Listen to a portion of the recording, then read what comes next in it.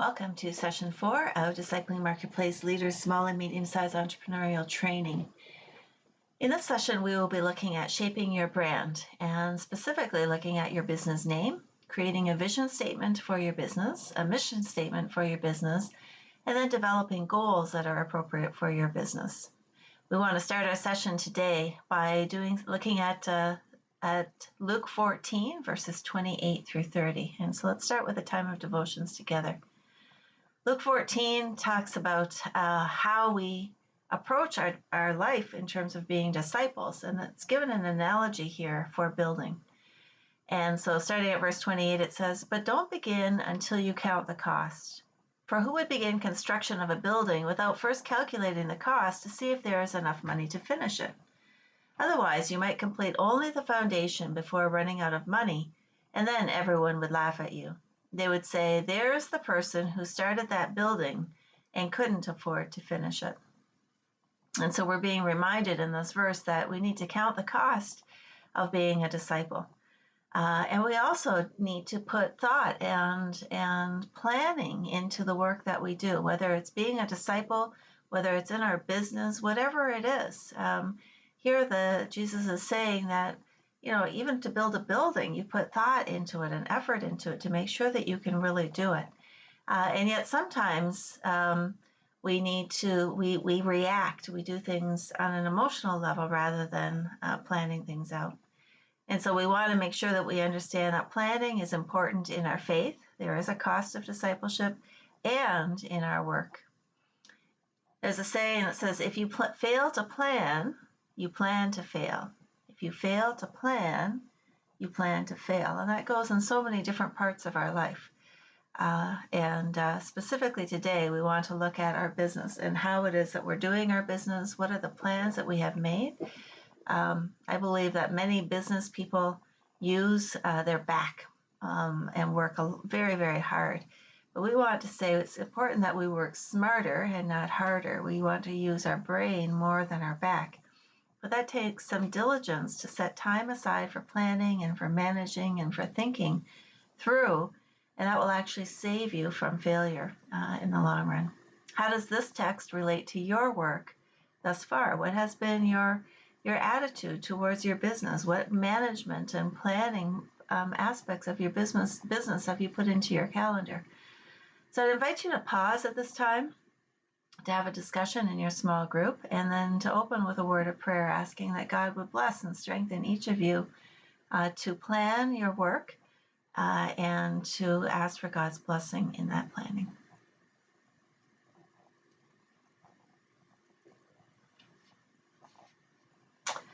All right, so we are working still through the last remaining parts of our foundation. And so we worked through the concept of business as mission. We looked at the worldview, we looked at ethics, and in this session we are going to be examining our mission and our goals for our business. What is the mission from God's perspective for our business? What are the goals that God, the owner, would have us as managers follow through in our business? And we want to start, if you turn in your manual, this is in session 4, we want to start by looking at our brand. What makes up my business's brand? And let's think first about Coca-Cola, and then we can think of your own business. What are some things that come to mind immediately when you think about Coca-Cola? For most people, it's red, the color red and white. Those two together show Coca-Cola. It's the way that Coke is spelled. We think about the drink itself. We think about feeling refreshed. We think about hot days and drinking a cold Coke. There's part of packaging that we think of. We can picture the bottle in our mind, the advertising that they do, and so on. But then you want to think about your own business. What is the brand of your business? And maybe some of you are thinking, well, I don't manufacture anything. I don't really have a brand. But everybody has a brand. If you have a business, you have a brand. Whether it's a kiosk, whether it's a duca, whether it's a service that you're providing in people's place, there is a brand that becomes part of that. I want you to write down as many things that you can think of that make up your business brand. And maybe do it with somebody else in the group who knows your business as well, because they might remember or notice things about you that you aren't even aware of. So take some time and go ahead and do that.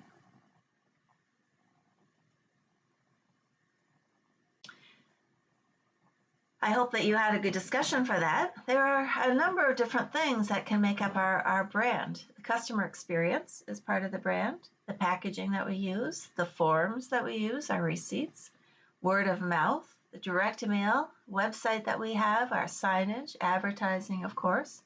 The business's story is part of the brand, the vehicles that we might use, business cards, our products, our public relations, our logos, the social networks that we use. Our location becomes part of our brand, the environment that we are in, our name, and our employees as well. So there are many, many things that make up our business brand.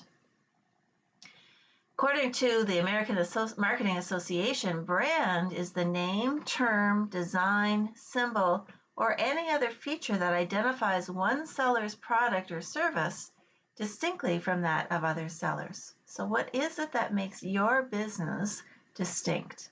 How can you characterize that? How could you classify that? And remember that it can be any feature at all about the business.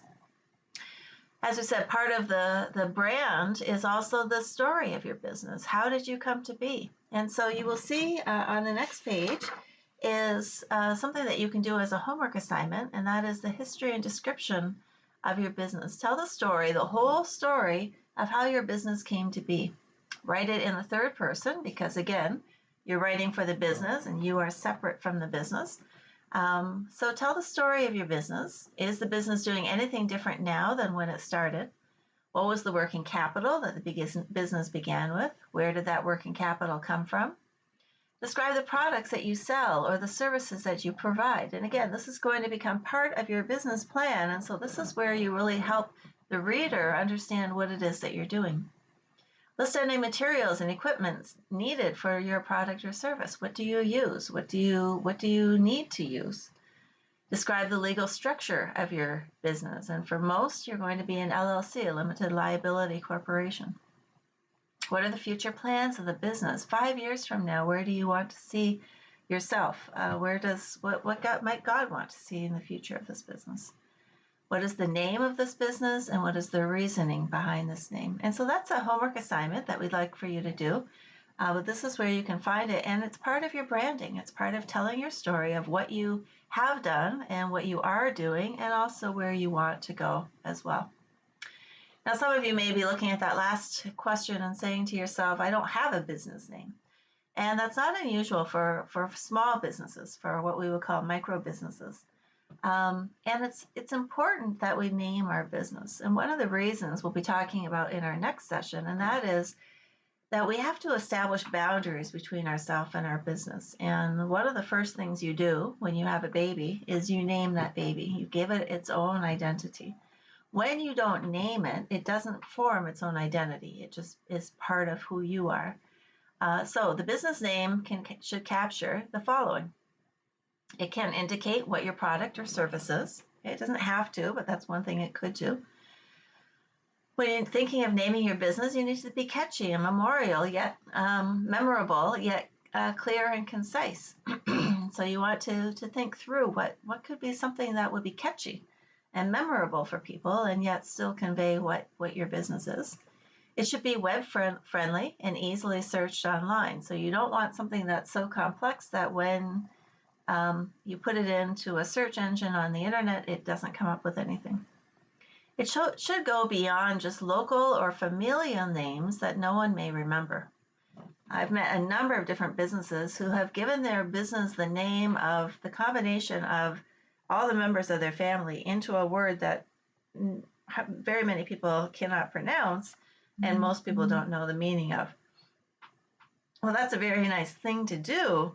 It's not necessarily the best thing for your business. It might be nice for your family, but maybe not for the business. So you want to think beyond that. If you name it after a geographical area, the particular community that you're in, if you grow beyond that, you may have a problem with that as well. So think broadly. Don't abbreviate with an acronym at the start. Make sure that you're big enough to earn an acronym. There's a lot of places that doesn't help to go by initials because those initials don't mean anything. You want to put in thought and gather feedback prior to launching the name. Make sure you run it by customers, run it by family members, see what people think of the name. Make sure it's easy for clients to remember and to spell, and that is what is critical. You don't want to have a name that most people cannot remember, and then, especially if they're using the internet again, they just are not able to find it. Check the availability and don't copy or modify another name. So these are just some tips on naming your business, things that you can do. And so it's very important that we name the business, that we separate it from ourselves, that we give it an identity, and that we refer to that. There are some mistakes that people make, though, with naming their business, and here are some pictures of some. Right in the middle, we have the boring business systems. I'm not sure that I would want to shop at boring business systems. I'm afraid my customers would go to sleep if I purchased that system. YE Starbucks, that's a takeoff of Starbucks. So be careful with that. It can be cute. In this case, not so cute. This next one is kickboxing, and this is more not a naming issue, but a signboard issue. So it looks like it says women kickboxing kids. We do not want to be training women to kickbox children, and so we just need to be careful about that. This one at the bottom says, I'm here for you. Again, it's a play on terms. It's the name of the business. That's supposed to be, I'm here for you. And this person says, I'm here for you. And so that's cute. This one is OK Service. This is a mechanic shop in Ghana, actually, and I would prefer to not take my car to a place where I'm just going to get OK service. I want excellent service. And then this last one is Coffin Construction, and this is a construction company that's actually named after the family whose last name is Coffin. Again, I'm not sure that I'd want to live in a house named after built by somebody named Coffin. I'm afraid that I might die in it. So these are some things we need to run by people and get some input on. And again, you can be catchy and memorable, but just make sure that it's also clear and concise. All right, once you have your name, we're going to move on then to looking at our vision and our mission statement. Your mission statement states what you do best every single day. That's what your mission statement does. Your vision is what the future will be like because you deliver on that mission so brilliantly every day.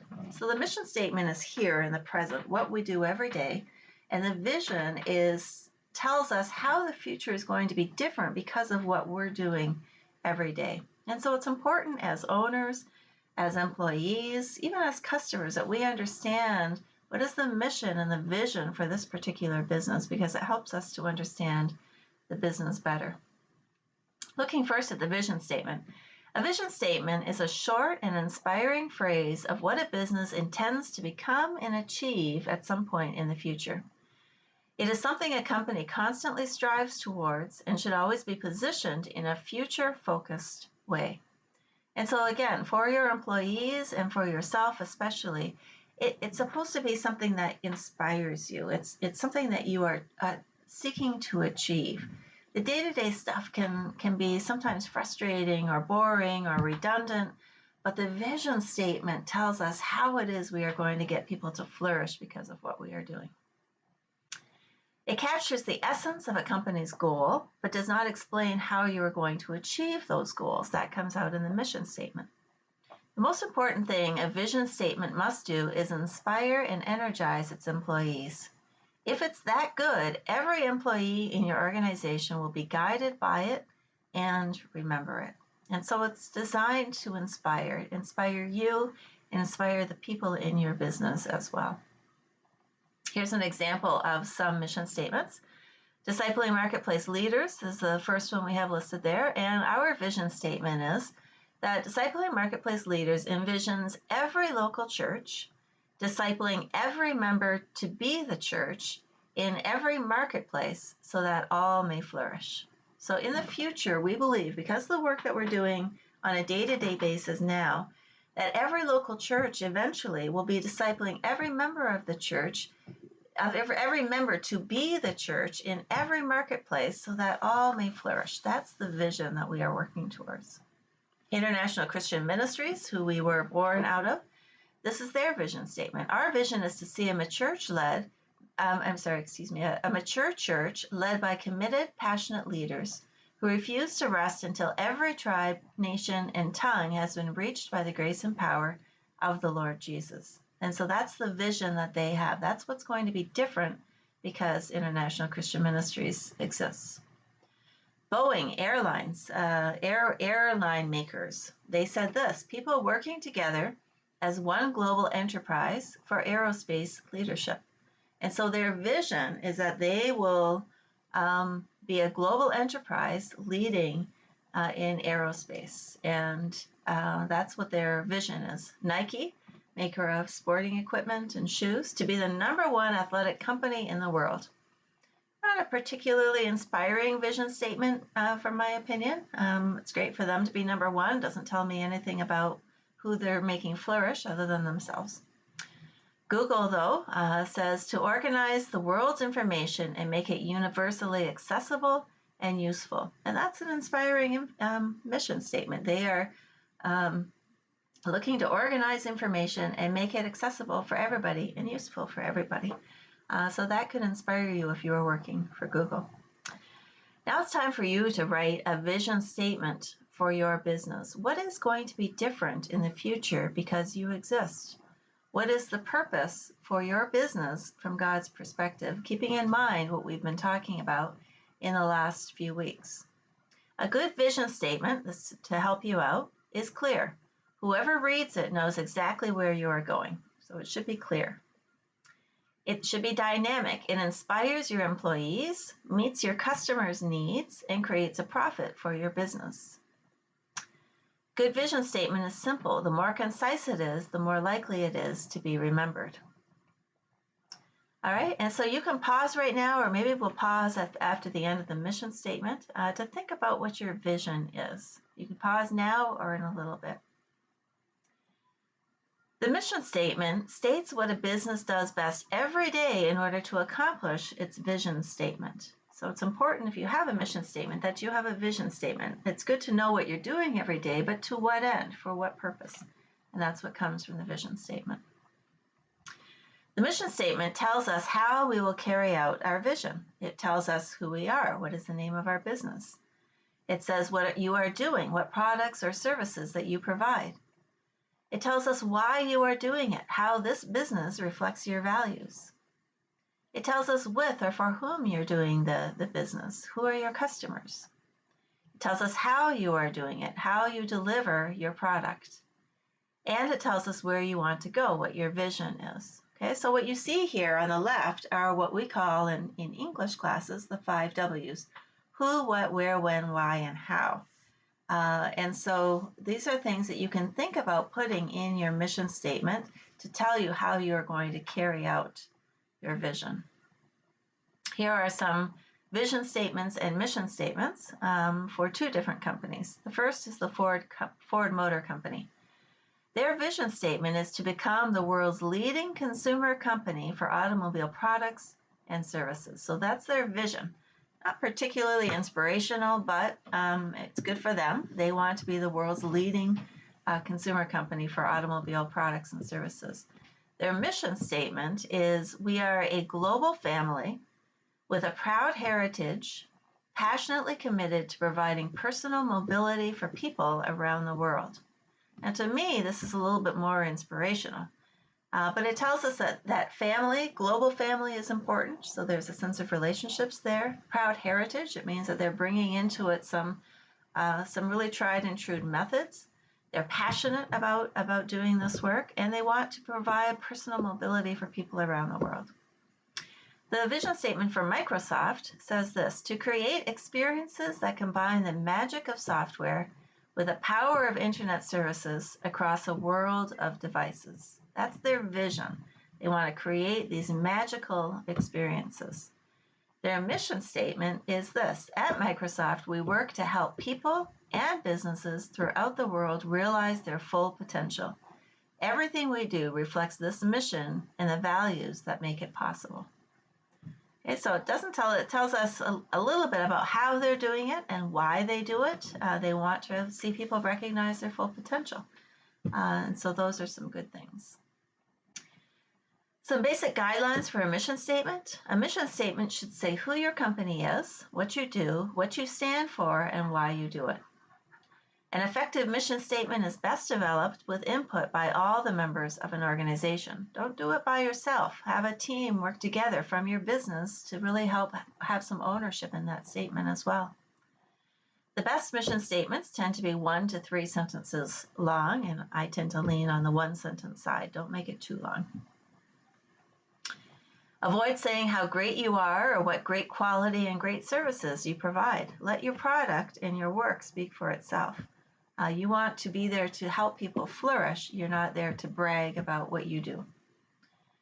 Number 5, make sure you actually believe in your mission statement. If you don't, it's a lie, and your customers will soon realize it. Here are some other examples. Mission statement example. This is Discipling Marketplace Leaders mission statement. So our goal was to see every church helping every member to be the church in the marketplace so that all may flourish. That was our vision statement. Our mission statement tells us how we're going to do that.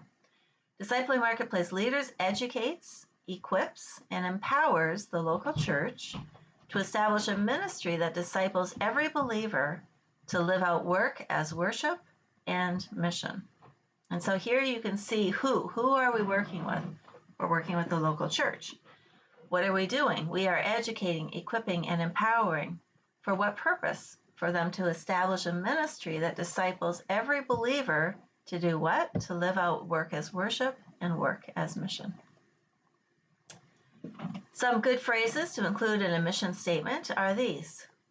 We believe, we envision, we are driven to, we will always, we design, we lead, to discover, and to exceed. So now I'd like you to pause, and you can do an example together. Take one person in your group and do an example of a good mission statement and vision statement for them.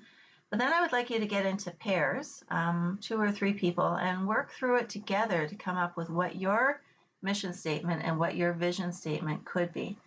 Remember, you always can redo it or upgrade it, but at least begin talking through that process and getting somebody else's input on that as well. If you already have one, it's good to look at it again and see if you can do an upgrade. I know that we frequently are upgrading ours, trying to make it better, make it a good reflection, the best reflection that it can be as a business. So please pause and then come back when you are ready.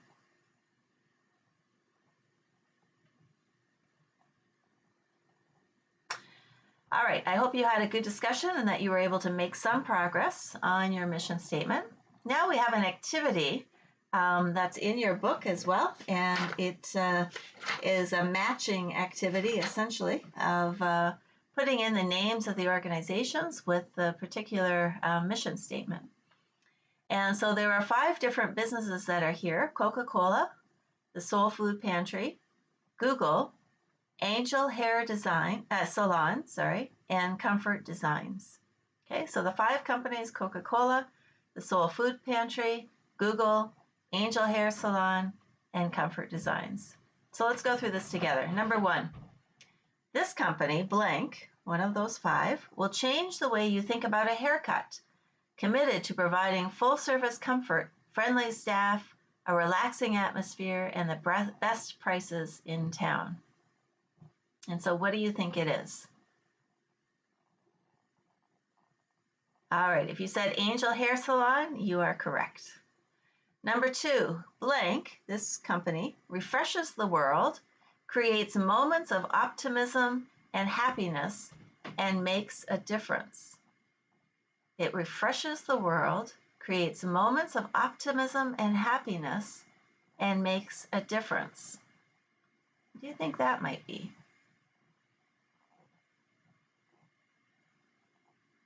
You can always pause if you want. All right, Coca-Cola claims to refresh the world and makes these moments of happiness. So Coca-Cola is number 2. Number 3, this company, blank's mission is to organize the world's information and make it universally accessible and useful. And I just talked about that a few moments ago, so maybe you remember it. I'll give you a second. And you can also pause. All right, Google, right? That was Google's mission to organize the world's information. Number 4, blank creates comfortable, reliable furniture to turn your house into a home from bedroom to kitchen to living room and beyond. Okay, so which business that we haven't mentioned yet? It's the Soul Food Pantry or Comfort Designs. Which business do you think does this? And if you said Comfort Designs, you are correct. And lastly, blank provides educational, entertaining, and enriching books to feed souls of all ages in a comfortable and enjoyable atmosphere. And so that one is the Soul Food Pantry. It's it's food for the soul, which is books. And it tells you what it's doing, all ages, who it's doing it for, how does it do it, comfortable and enjoyable atmosphere. So these are just a few more examples of mission statement. These are all one sentence, and they do paint a picture of what they are doing on a daily basis to help achieve where they are wanting to go. All right, the last part of this session is to look at goals. And, I've worked with quite a number of businesses, and I don't think I've ever met a business that doesn't have goals. Almost every business has goals, but achieving those goals is where it becomes difficult. Knowing how to reach the goals that you have set. And so we want to take a very close look at goals because this almost becomes the critical part of your business plan. When we talk about the business plan, if you remember in session 1, we said it's the roadmap. And so the goals are really helping to set your destination. Your vision is part of that. Your goals help you achieve your mission and your vision.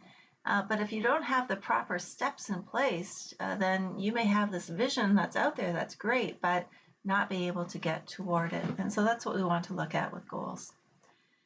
The primary function of goals. Goals are desired end results that provide long-term direction for the business. And so we would say that your best goals could be as short as 3 months, but usually between 1 and 5 years are goals that you are working on. Some people go as far out as 10 years, but you probably need to have a pretty sizable business for that. Otherwise, you'll say something and it'll be out there, but it's too far out for you to really need to start working on it now, and then after some time it gets forgotten. The second primary function, they provide guidance for the business or organization and help focus the future direction. As I said, it's like the roadmap. It tells you where you're going and how you're going to achieve, how you're going to get there. They cast vision for the future of the business and give the owner something to work towards. These are bite-sized pieces of your overall vision. You need to achieve a number of different goals to be able to get there. They provide motivation to continue working. It helps you to measure how you're doing and causes you to strive to make progress in that area. The type of goals that we want to have are what is called SMART goals. And SMART is an acronym. Each letter stands for something different. And so when we think about SMART goals, we are talking about this. The S is specific. In your SMART goals, in the goals that you make, you want to be as specific as you can. You don't want to be so broad that it's very difficult to measure when you're successful. The M stands for measurable. How do you know when it's accomplished? And so your goal should have some measurement aspect to it so that you know when you've achieved it. The A stands for attainable. And this, I would say, the best way to understand attainable is to ask the question, can I do it? Is it possible? Can I actually be successful in it? Whereas the R stands for relevant or realistic. And that one, I would say the question would be, should I do it? So can I do it? Let's say I want to increase the sales in my company by 25%. Can I do it? Are there actually enough people in the area that will reasonably shop at my business who are using my product to actually increase it by 25%? But then the next question is, should I do it? Is the time right for me right now, for the business right now? In order to do that, there's going to be a cost, there's going to be a time cost, a resource cost. And so I have to decide, should I do it? And then the T stands for time bound. We need to have a date on our goals for when it will be accomplished. So SMART goals are specific, they are measurable, they are attainable, they are realistic or relevant, and they are time bound. And so it's very important in your goals that you go through each of these different parts. And so we'll do some practicing together, but let's take a few more minutes to go through some of this before you start your practicing.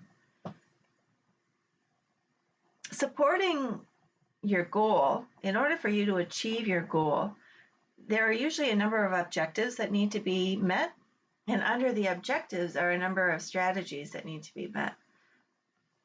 Objectives direct the daily actions and strategies of the business that will allow persons to accomplish their goals. So, for example, if I want to increase my sales by 25%, one of the objectives are how am I going to go about doing that? I need to start thinking through. In order for me to increase my sales, I'm probably going to work with two key objectives: current customers and new customers. But then we come to the strategies. How am I going to work with current customers to help them increase their sales? How am I going to work with new customers to get them in the door?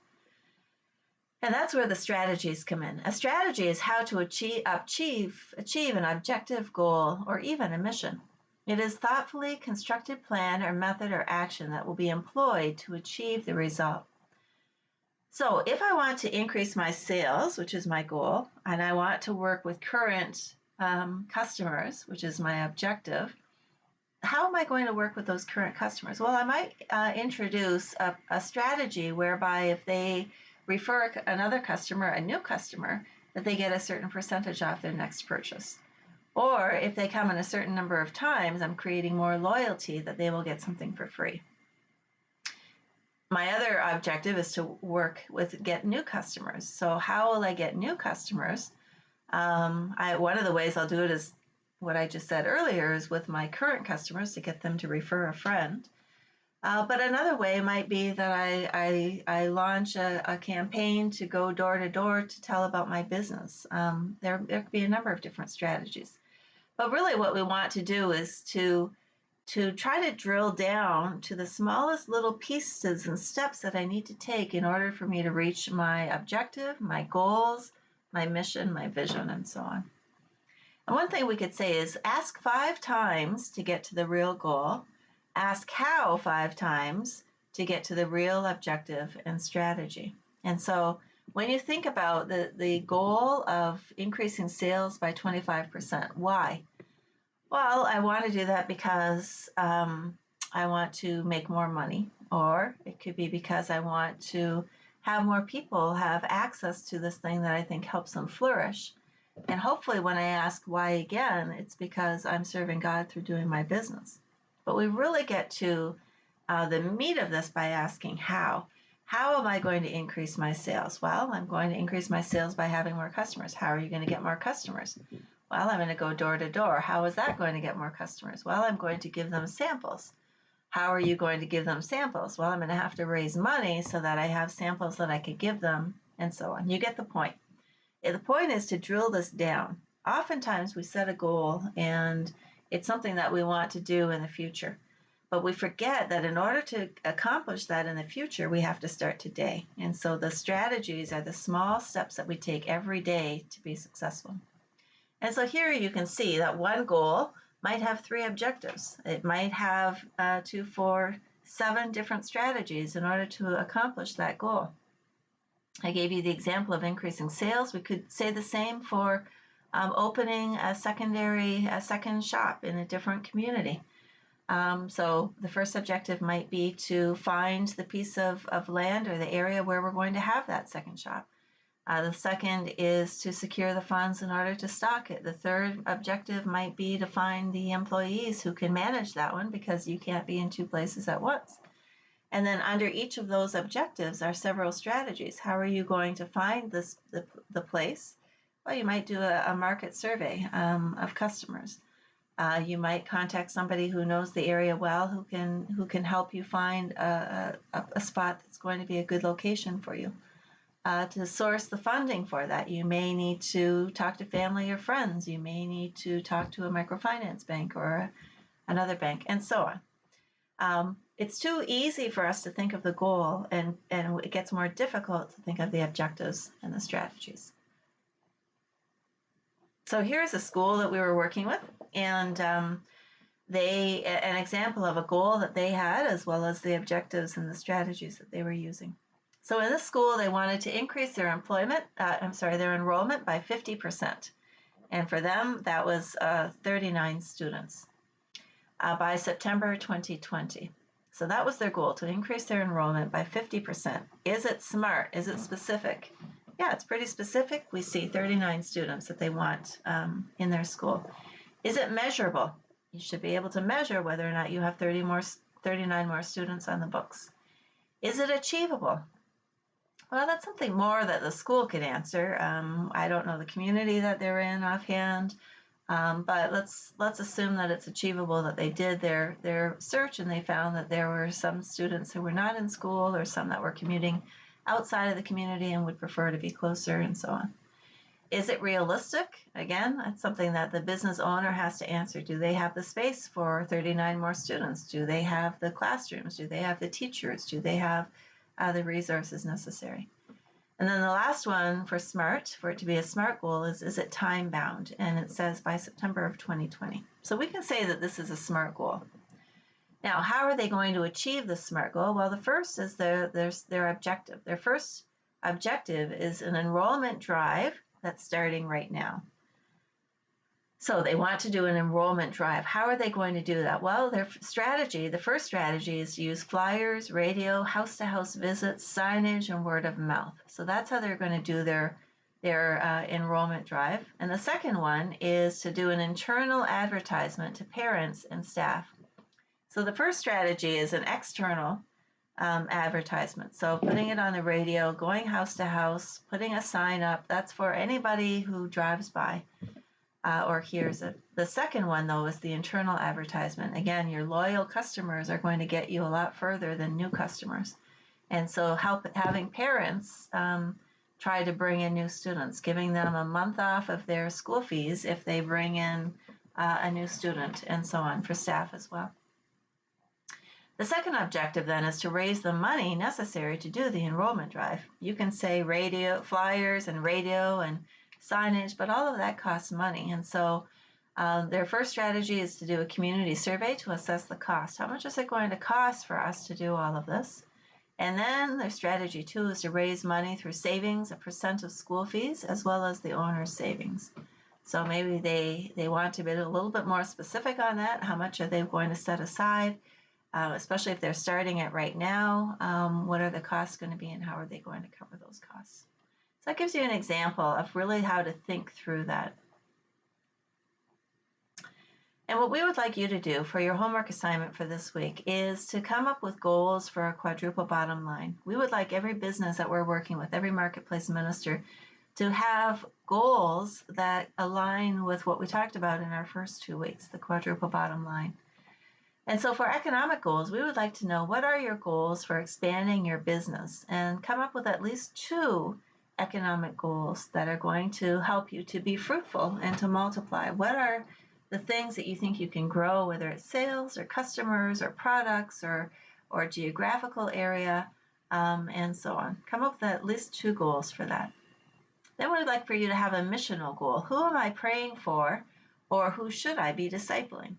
Can I pray for the 20 businesses around me daily for 30 days? And that's something that we would love to have everybody have as their missional goal, to pray for the 5 businesses on your right, the 5 on your left, and the 10 across from you every day for the next 30 days, and see what God brings you in terms of the opportunities to disciple.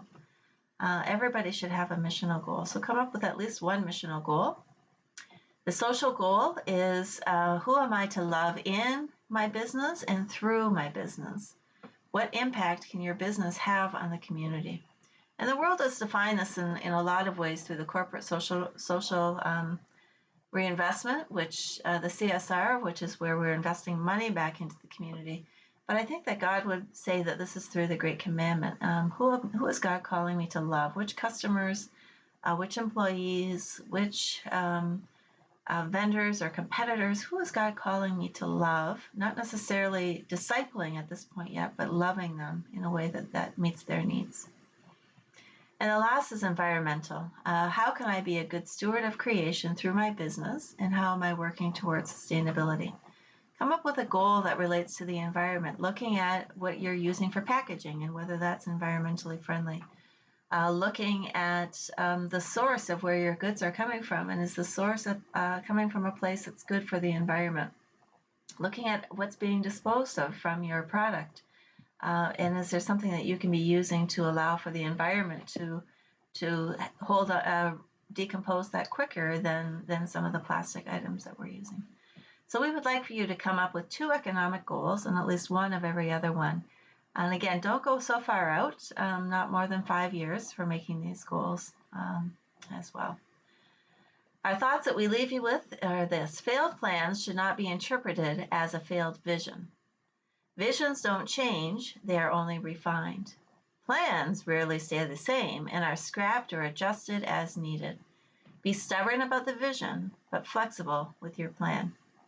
And so you come up with a vision that you believe is God's vision through you as the manager to help people flourish.